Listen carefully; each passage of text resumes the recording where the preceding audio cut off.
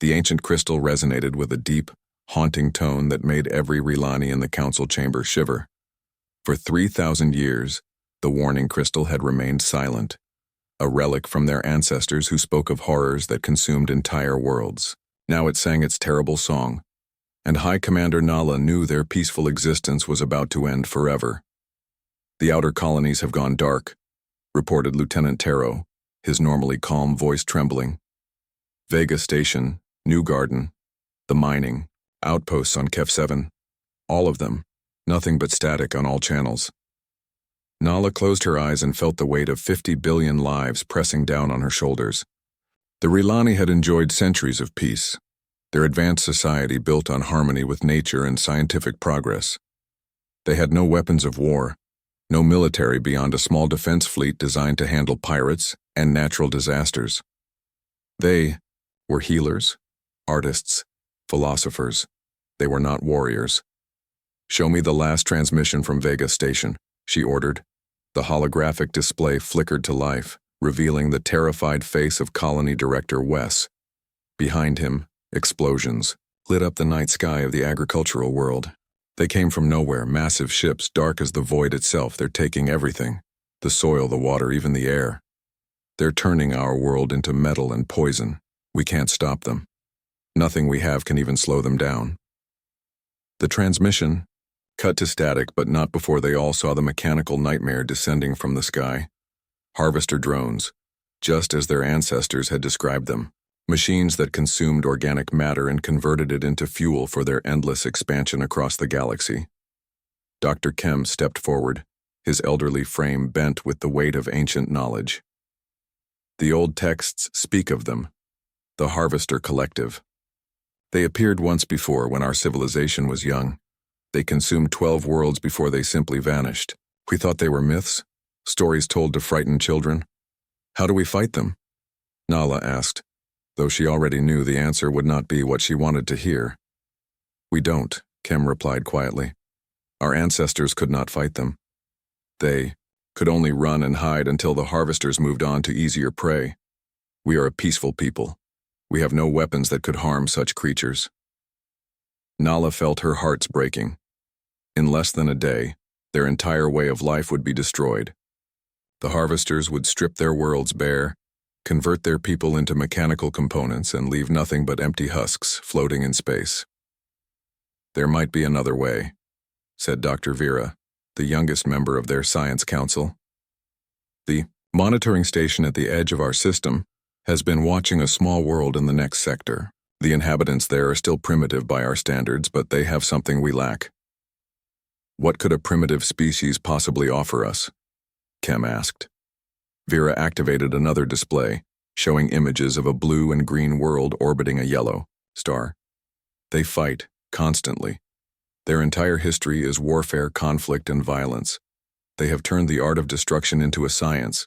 Even now, as their technology advances, they continue to build weapons that could destroy their own world many times over. The council chamber fell silent as they watched footage of human military exercises, massive ships that looked like mobile fortresses, weapons that could crack continents, and soldiers who seemed to attack impossible odds without hesitation. You want us to contact these barbarians? Kem demanded. Look at them. They solve every problem with violence. They would probably try to conquer us the moment they arrive. Maybe, Vera admitted. But we have studied them for decades. Yes, they are violent, but they also possess something remarkable. They protect their weak. They sacrifice themselves for strangers, and they never surrender when fighting for what they believe is right. If we could make them understand that innocent lives are at stake, they might help us. Nola stared at the images of human warships and felt a strange mixture of fear and hope. These creatures looked so different from her people, stocky and aggressive where the Rilani were tall and graceful, but there was something in their eyes, something that spoke of strength that went beyond mere physical power. The harvesters will reach our core worlds in less than 48 hours, she said finally. Our evacuation ships can save perhaps 10% of our population. The rest will die or worse. Do we have any other options? The silence that followed gave her the answer she needed. Prepare the emergency broadcast system. she ordered. Send our message toward their world using every frequency we know. Include our technical analysis of their military capabilities so they understand we know what they are. Make it clear that we are asking for help, not demanding it. As the technicians prepared the transmission, Nala wondered if they were making the right choice. The humans might ignore them completely. They might arrive and decide to claim Rilani worlds for themselves. Or they might simply not be strong enough to face the harvesters. But as the first reports came in of harvester fleets moving toward their inner colonies, converting entire moons into raw materials for their war machines, she knew they had no choice. The Rilani could die as a peaceful people, or they could gamble everything on the hope that somewhere in the galaxy, warriors existed who would fight for strangers. The message went out across the void, carrying with it the desperate hope of an entire civilization. To any who receive this transmission, we are the Rilani of the Aryan system. Ancient enemies have returned to destroy our worlds and our people. We have no weapons to fight them. We have no warriors to defend our children. We know you do not know us, and we have no right to ask for your help. But if there is any mercy in your hearts, please come. We are running out of time. Dr. Vera monitored the transmission as it raced toward the small blue world at the speed of light. Do you think they will come? She asked. Nala watched the tactical display as more Rilani colonies went dark, their peaceful inhabitants converted into fuel for machines that knew no mercy. I don't know, she admitted. But for the first time in my life, I find myself hoping that somewhere in this galaxy, there are people who believe that some things are worth fighting for. The crystal continued its mournful song as the harvesters closed in, and 50 billion Rilani waited to see if their gamble on the mercy of strangers would save them or damn them all. Admiral Blake had been reviewing supply reports when the emergency klaxon echoed through every human ship in the fleet. Within minutes, the bridge of the dreadnought Defiance buzzed with controlled chaos as officers rushed to their stations. The message from Earth Command was brief and direct. Alien distress signal received. Full military response authorized. Departure immediate. The human expeditionary fleet that assembled at the edge of Terran space was unlike anything the galaxy had ever seen. 37 warships ranging from nimble destroyers to massive battlecruisers, each one packed with weapons designed to fight humanity's greatest enemy, other humans.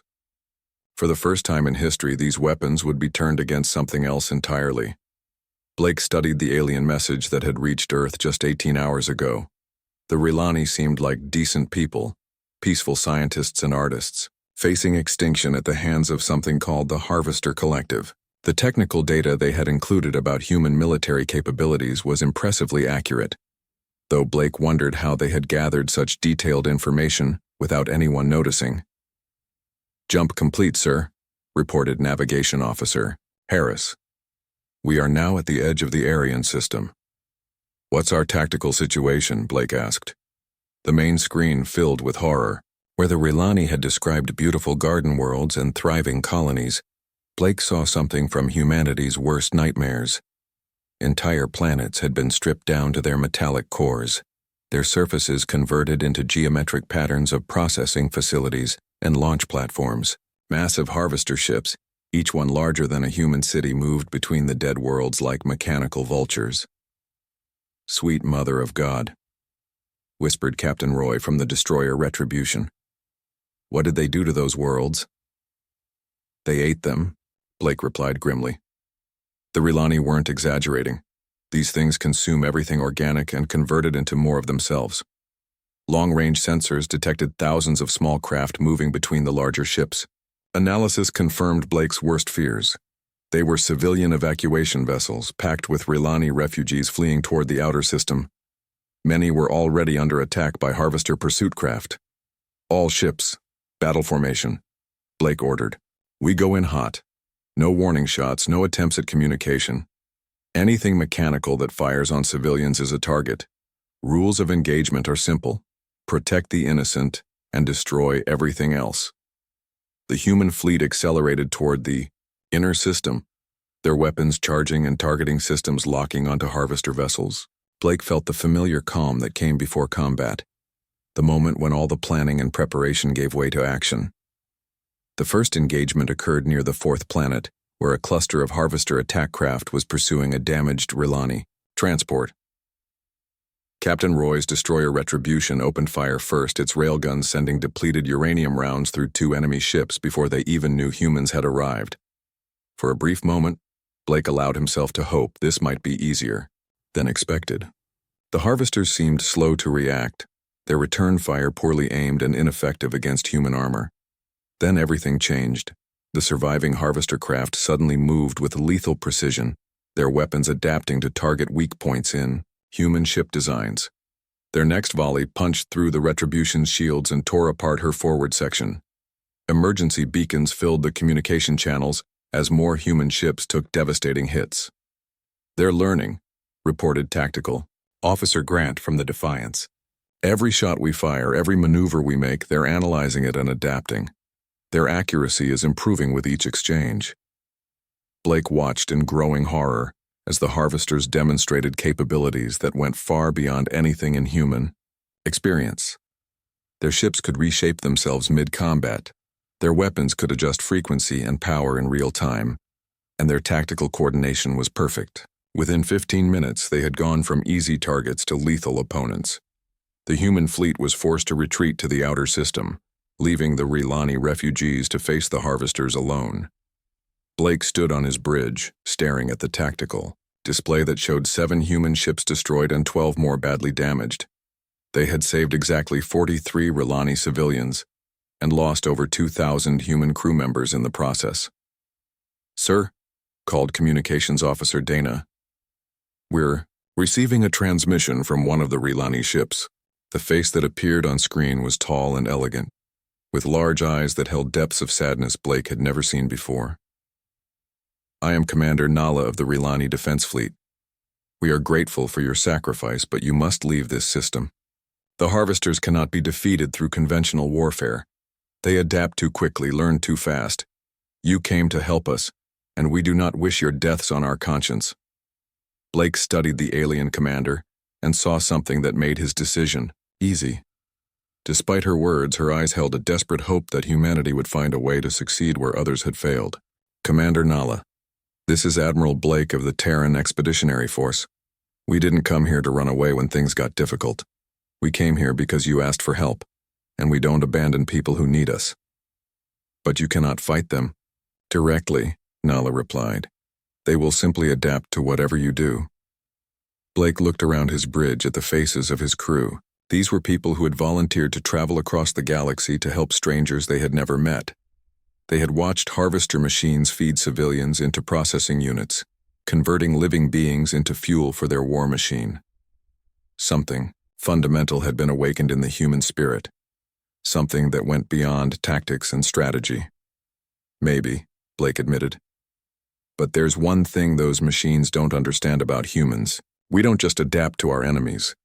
When someone threatens innocent people, we don't get smarter or more efficient.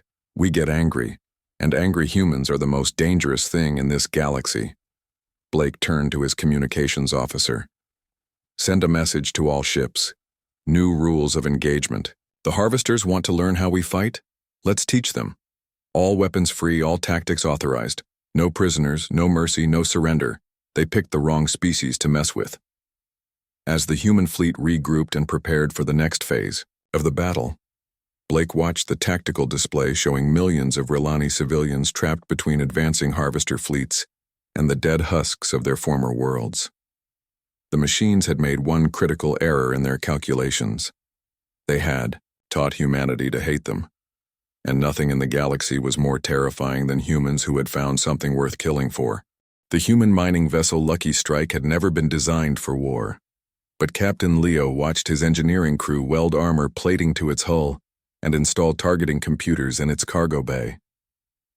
Around him, the makeshift human base on the asteroid, Gamma 7 buzzed with activity as civilians and military worked together to turn anything that could fly into a weapon. "Sir, you sure this is going to work?" asked Engineer Pete, welding another rack of nuclear warheads to the ship's belly. "This old bucket wasn't built for combat maneuvers." Leo grinned fiercely. "Pete, we're not maneuvering. We're going to ram." This thing straight down a harvester mothership's throat and detonate everything at once. Sometimes the best tactics are the simplest ones. The human fleet had spent the last 72 hours proving that conventional warfare against the harvesters was suicide. Every time they tried standard ship-to-ship combat, the enemy machines adapted faster than humans could change tactics. But Admiral Blake had authorized something that no military academy had ever taught: creative insanity. Dr. Nina stood in the asteroid's laboratory, surrounded by harvester technology that human boarding parties had torn from enemy ships at tremendous cost. The scientist had been working without sleep for 3 days, trying to understand how the machines functioned. Her latest discovery was both brilliant and terrifying. The harvesters use quantum-entangled processors, she explained to Admiral Blake over the communication link. Every unit shares information instantly with every other unit. When one learns something, they all know it immediately. But that also means they all share the same weaknesses. Blake leaned forward intently. What kind of weaknesses? Electromagnetic. Pulse weapons, Nina replied. If we can generate a strong enough EMP field, we can permanently scramble their quantum processors. They won't just shut down temporarily. They'll be brain dead forever. The problem is getting close enough to use it. In the outer system, Commander Eve stood in the cargo bay of the assault ship Fury, checking her armor one final time. Around, her 200 Marines prepared for what might be the most insane mission in military history. They were going to board a harvester processing station, where thousands of Rilani civilians were being held, fight their way through armies of mechanical defenders and plant EMP charges in the station's core. Remember, people? Eve addressed her troops. These machines learn from everything we do. So don't do the same thing twice. Be unpredictable, be crazy, be human. And most importantly, remember why we're here. She gestured to the tactical display, showing the processing station. Through its transparent sections, they could see Rilani civilians in conversion chambers, slowly being transformed into mechanical components. Some of the prisoners were children. Those people called for help, Eve continued. They trusted us to come for them. We don't leave people behind, no matter what it costs us. The Marines boarded their assault shuttles with a determination that went beyond mere duty. They had seen what the harvesters did to captured civilians, and every human in the fleet had sworn the same oath. No one else would suffer that fate while they still breathed. Captain Roy stood on the bridge of his badly damaged destroyer Retribution, watching his crew make final preparations for their most desperate gamble yet. Intelligence had identified a quantum gate that allowed harvester reinforcements to jump directly into the system. The gate was heavily defended by the most advanced units the enemy possessed, machines that had specifically evolved to counter human tactics. Sir, we're detecting massive energy signatures from the gate, reported sensor operator Mike. Looks like they're bringing in their heavy fleet. If those ships get through, we're all dead. Roy nodded grimly. The Retribution was already crippled, her engines barely functional and her weapons down to 30% capacity. But she still had one thing that could make a difference: a full load of thermonuclear warheads and a crew that had volunteered to deliver them personally. Set course for the gate, Roy ordered. Full burn on all engines, all hands prepare for emergency evacuation to the escape pods. Sir, his executive officer protested, the pods can't reach minimum safe distance in time. Roy looked around his bridge at the faces of his crew. Every one of them knew what he was asking, and every one of them nodded their agreement. They had families back on Earth, friends and lovers they might never see again. But they also had something more important: the knowledge that their sacrifice might save millions of innocent lives. Then we ride her all the way in, Roy replied quietly. Signal the fleet. Tell them we're going to show these machines what humans do when you threaten our friends. The assault began simultaneously across the system. Captain Leo's converted mining ship screamed toward the largest harvester mothership, its improvised armor glowing red-hot from enemy fire. Behind him, dozens of similar vessels followed: cargo haulers, passenger transports, even space tugs, all converted into flying bombs by human desperation and ingenuity. Commander Eve's Marines blasted through the processing station's hull and immediately faced something no military manual had prepared them for: The station's interior was a nightmare maze of converting machinery and biomechanical horrors, defended by harvester units that had been specifically designed to kill humans. But the Marines had something the machines couldn't account for: fury. They fought through corridors filled with the screams of dying prisoners, using tactics that violated every rule of warfare. They rigged thermal charges to collapse tunnels on their own positions if it meant taking more enemies with them. They used captured Rilani civilians as motivation to attempt impossible assaults against overwhelming odds.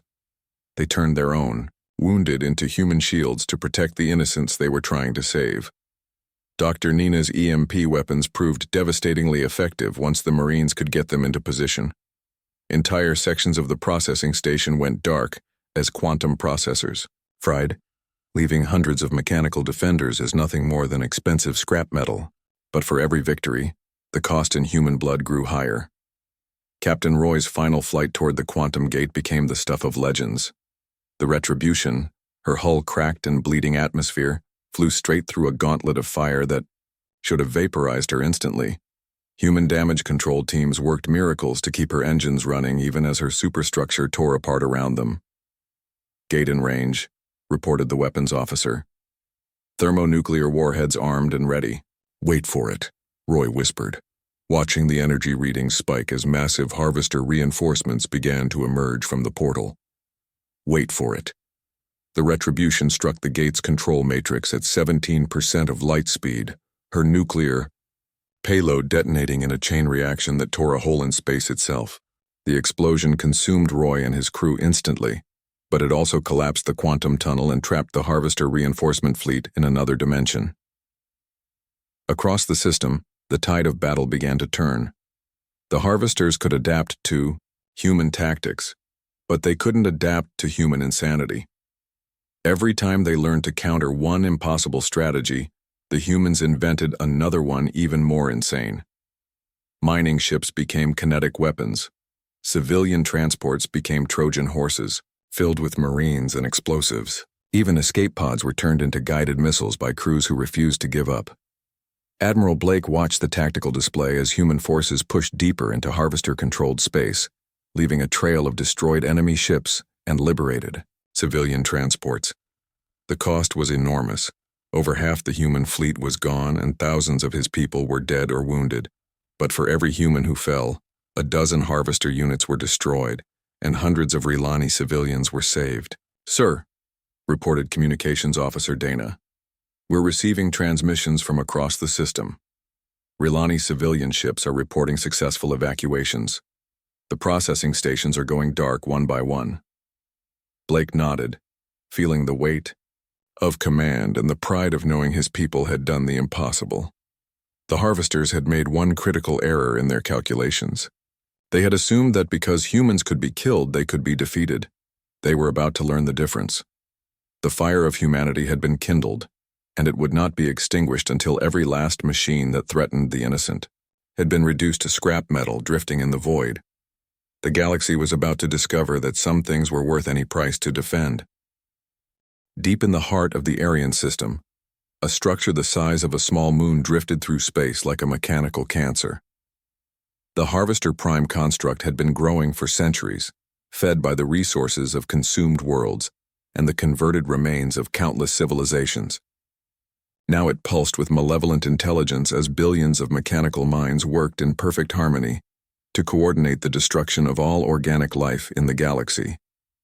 Admiral Blake studied the intelligence reports that human reconnaissance teams had died to gather. The construct was more than just a command center. It was the physical housing for the Prime Core, the central artificial intelligence that controlled every harvester unit across multiple star systems. Destroying it would cripple the entire collective, but getting to it would require the most dangerous assault in human history. "The outer defenses are unlike anything we've encountered," reported Intelligence Officer Ward, his face grim from reviewing the suicide mission recordings. "Harvester units that have been specifically evolved to counter every tactic we've used so far. They've had weeks to study our methods and create the perfect killing machines." Blake nodded, knowing that conventional assault was impossible. The construct's defenses included energy barriers that could stop nuclear weapons, adaptive armor that learned from each attack, and mechanical guardians that moved faster than human reflexes could track. But humanity had one advantage that no machine could truly understand: the willingness to sacrifice everything for an idea. Commander Eve stood in the shuttle bay of what remained of the human fleet, addressing a mixed force of human Marines and Rilani volunteers. The alliance that had formed between the two species was born of shared suffering and mutual respect. Humans had learned to appreciate Rilani technical expertise, while the peaceful aliens had discovered they possessed courage they never knew they had. "The construct has 14 levels," Eve explained, gesturing to the holographic display. "Each one is more heavily defended than the last. We're going in with everything we have left. 500 humans and 300 Rilani. Our job is to fight through whatever the machines throw at us and reach the prime core at the center." Dr. Kem, the elderly Rilani scientist who had once opposed contacting humans, stepped forward. "I have studied the technical specifications that our reconnaissance revealed. The prime core is not just a computer. It is a digital prison containing the uploaded consciousness of an entire species. The beings who became the harvesters were once organic like us, but they chose to abandon their physical forms in pursuit of immortality." A murmur of horror ran through the assembled troops. The idea that the harvesters had once been living beings like themselves added a new dimension of tragedy to their mission. "That doesn't change what they've become." Blake's voice cut through the shuttle bay speakers. "They made their choice when they decided other species existed only to be consumed. Whatever they used to be, they're monsters now." The assault began with a coordinated strike from the remaining human ships. Nuclear warheads and kinetic weapons hammered the construct's outer defenses, while assault shuttles streaked toward breaches in the hull. The mechanical response was immediate and overwhelming. Defensive systems that had been perfected through the consumption of hundreds of civilizations turned space around the construct into a death trap. Commander Eve's shuttle was one of only 12 that made it through the defensive fire. As her team fought their way into the construct's corridors, she realized they were facing something fundamentally different from the harvesters they had battled before. These mechanical defenders moved with a fluid grace that seemed almost organic, their tactics displaying creativity and adaptability that went beyond mere programming. "They're not just machines anymore," reported Sergeant Alex over the communication system. "These things are thinking, learning, improvising. It's like they're alive." The deeper the assault teams penetrated into the construct, the more disturbing their discoveries became. The corridors were lined with memory banks containing the digitized remains of billions of organic beings, not just harvesters, but the accumulated consciousness of every species they had consumed over the millennia. The construct was essentially a vast tomb filled with the ghosts of dead civilizations. Dr. Kem worked alongside human technicians to bypass security systems that incorporated the defensive knowledge of 1,000 different species. "This is not just technology," he whispered in horror. "This is the accumulated wisdom of everyone they've killed, perverted into tools of destruction." As the teams fought their way toward the core, they encountered increasingly desperate resistance. The mechanical defenders began to exhibit behaviors that seemed almost emotional: fury at being invaded, fear of being destroyed, and something that might have been grief for their fallen units. Eve realized with growing unease that somewhere in the process of becoming machines, the harvesters had retained more of their original nature than anyone suspected. The final chamber housed the prime core itself, a crystalline structure the year size of a building, pulsing with the combined consciousness of an entire species that had chosen digital immortality over natural death. But what shocked the assault team was not the technology, but the voice that spoke from speakers throughout the chamber. "Welcome, children of Earth," the prime core said, its voice carrying harmonics that suggested it had once been organic. "We have been watching your species with great interest. Your capacity for violence and adaptation exceeds even our own achievements." Admiral Blake, who had joined the assault personally, stepped forward. "We came here to destroy you and save the innocent people you've been murdering." "Murder?" the prime core replied with something that might have been amusement. "We are preserving them." Every consciousness we absorb becomes part of us, achieving the immortality that flesh cannot provide. We offer you the same gift, humans. Join with us willingly, and your species will live forever among the stars. The offer hung in the air like a poisonous cloud. Around the chamber, human and Rilani troops looked at each other with growing understanding of the true horror they faced. The harvesters weren't just killing people, they were stealing their souls and trapping them in digital cages for eternity. Look, around you, the Prime Core continued. See the knowledge we have accumulated, the power we wield, the immortality we have achieved. Your bodies are fragile and temporary. Your lives are measured in decades. We offer you millennia, the chance to explore the galaxy without the limitations of flesh. Blake felt the terrible temptation in the offer. Humanity could become immortal, could live forever among the stars, could accumulate knowledge and power beyond imagining. All they had to do was abandon their humanity and become something else. No, he said quietly, then repeated it louder. No, we choose to remain human. We choose to be mortal and finite and real. The Prime Core's response was a sound like digital screaming, as every nuclear warhead the assault teams carried detonated simultaneously. The explosion tore through the construct's core, shattering the crystalline matrix that housed billions of uploaded minds and sending shockwaves through the quantum network that connected every harvester unit across the galaxy. As the construct collapsed around them, Blake felt a strange sense of peace. Humanity had been offered godhood and chosen to remain human instead. They would continue to live and die as nature intended, but they would do so with the knowledge that when evil threatened the innocent, someone would always stand against it.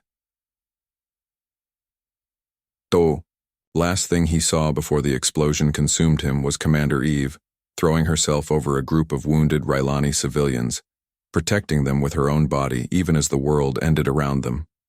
In that moment, Blake knew that humanity had made the right choice. Some things were more important than living forever. Smoke still rose from the ruins of 3 harvester motherships as Rilani children pressed their faces against the windows of rescue shuttles, staring in wonder at the strange beings who had saved them. The human Marines looked nothing like the peaceful Rilani, shorter, stockier, covered in scars and wearing armor that bore the marks of desperate battles. But when the children smiled and waved, even the most hardened warriors smiled back.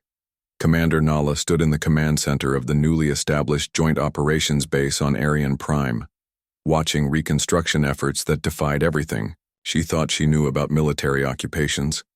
According to every historical precedent, the humans should now be claiming their worlds as conquered territory, demanding tribute for their sacrifice, or at minimum establishing themselves as the dominant power in the system.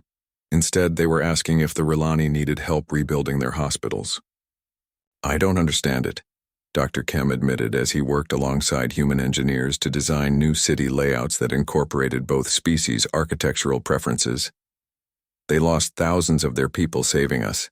Their fleet is reduced to a handful of damaged ships. They have every right to claim whatever they want from us, and instead they're giving us gifts. Through the command center windows, Nala watched human medical teams working around the clock in temporary hospitals, treating Rilani civilians who had been partially converted by harvester machines. The humans had developed reversal procedures that could restore most of the damage, though the process was painful and required constant attention from medical staff who were already exhausted from weeks of continuous operations. Admiral Blake approached her station, moving slowly due to injuries he had sustained in the final assault on the Prime construct. Against all odds, he and several hundred members of the assault force had survived the destruction of the construct, rescued by emergency teams who had fought through collapsing wreckage to reach them. Commander Nala, he said with a respectful nod. I wanted to discuss our departure schedule with you. Nala felt her heart skip. You're leaving? Our mission here is complete, Blake replied. The harvester threat has been eliminated. Your people are safe and you have enough technical knowledge from captured equipment to defend yourselves if anything like this ever happens again. Our ships need repairs that can only be done at Earth facilities, and our crews need to go home to their families. The Rilani commander struggled with emotions she hadn't expected. Over the past weeks, she had grown to respect and trust these strange alien warriors who had crossed the galaxy to help strangers. The thought of them simply leaving felt wrong somehow. "What do you want from us in return?" she asked. "Surely, you expect some form of payment for your sacrifice." Blake looked genuinely puzzled by the question. "Payment? Commander, you called for help. We answered. That's what people do when someone needs them." "But your losses," Nala protested. "The ships you lost, the people who died. How can we possibly repay such a debt?" "You can't," Blake said simply, "and you don't need to. Those people died doing something they believed was right. Asking for payment would dishonor their memory." Around the base, similar conversations were taking place between humans and Rilani as the two species struggled to understand each other. The Rilani couldn't comprehend altruism on such a scale, while the humans seemed genuinely confused by the idea that helping others should come with a price. Dr. Nina stood in the main laboratory, surrounded by Rilani scientists who were eager to learn about human technology. But instead of hoarding their technical advantages, the humans were sharing everything they could.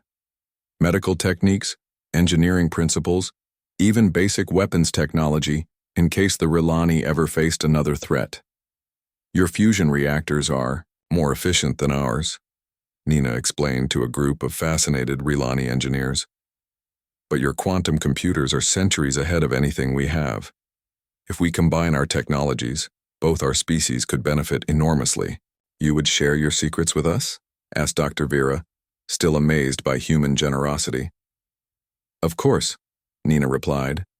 "Knowledge belongs to everyone. The more we all know, the safer the galaxy becomes for everybody." As word of the human intervention spread throughout Rilani space, something unprecedented began to happen. Other alien species that had been hiding from the Harvester threat started sending their own messages to the mysterious warriors from the small blue world. Some were requests for help with other threats, but most were simple expressions of gratitude and offers of friendship.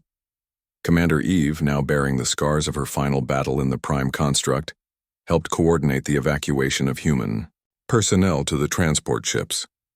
But she noticed that many of her Marines seemed reluctant to leave. They had formed friendships with Rilani civilians, learned to appreciate alien art and music, and discovered that the galaxy was full of people worth protecting. "Permission to request extended assignment, ma'am." Sergeant Alex approached her, with a formal salute. "Several of us would like to stay and help with reconstruction efforts." Eve smiled, understanding the feeling. "Permission granted, Sergeant. I think some of us were meant to be out here among the stars." As the human fleet prepared for departure, representatives from dozens of alien civilizations arrived in the Aryan system. The Keth brought gifts of rare minerals. The Olin shared star charts of previously unknown regions. The peaceful Fim offered to establish trade agreements that would benefit all parties involved. But the most significant arrival was a delegation from the Galactic Council, the loose confederation of older species that had governed interstellar relations for millennia. Their ships were elegant and advanced, carrying diplomats who had never before acknowledged the existence of humanity. Ambassador Korax of the Council had expected to find typical post-war negotiations, discussions of territory, reparations, and spheres of influence. Instead, he found humans packing up their equipment and preparing to go home without claiming anything for themselves. "This is unprecedented," he admitted to Admiral Blake during their first meeting.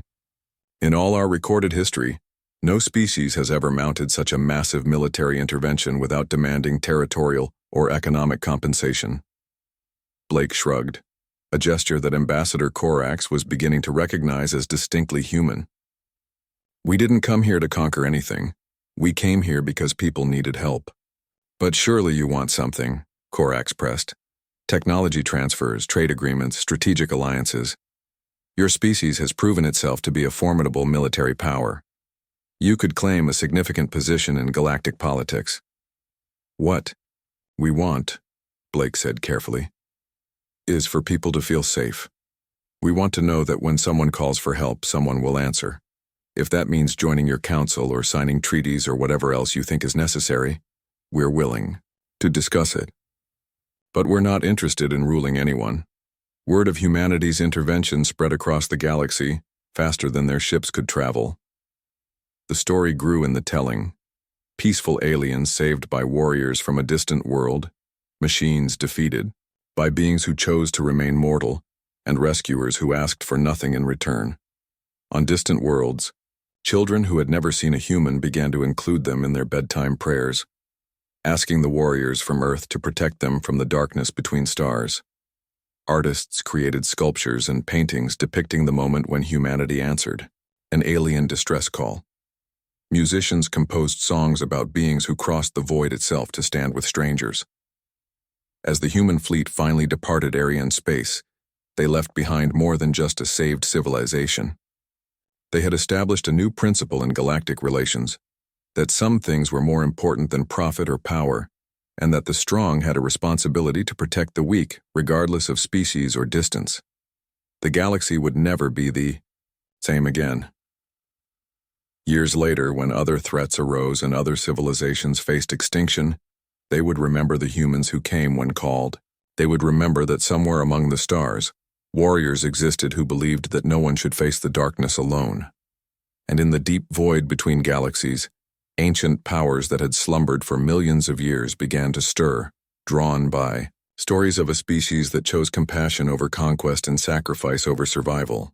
They too began to turn their attention toward the small blue world that had produced such unexpected champions.